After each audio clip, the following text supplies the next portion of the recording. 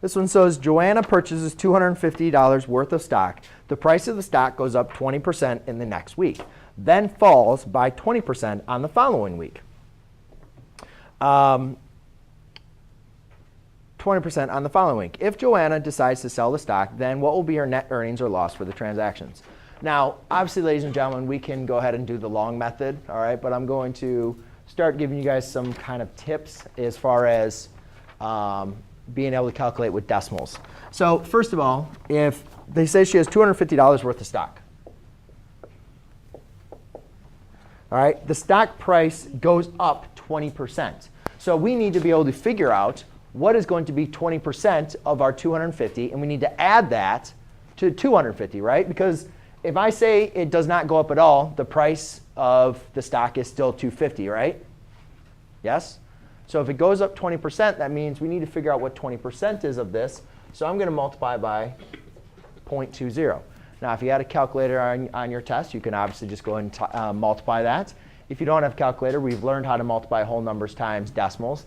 What I do in my head when I'm calculating decimals, especially basic ones like this, is I just do 250 times 0.10.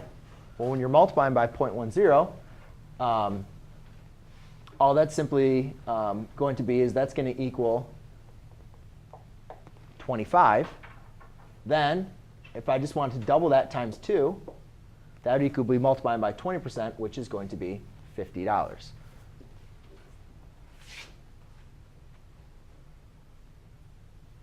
Okay? You can obviously just plug it in your calculator and you'll get $50 as well. Then I'm just going to take $50 and add it to 250. Take $250, add it to $250, and you get $300. So now that's how much money she's gained. So by gaining 20% in the stock market, her amount of money is now up to $300.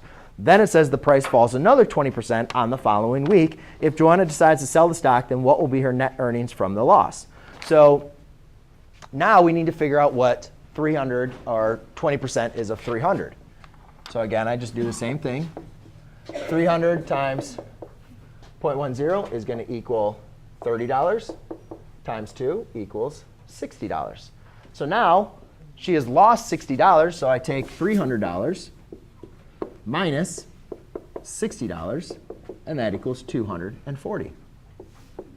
So from her original amount of 250, she now has 240. So you can say that she has lost $10, which would be answer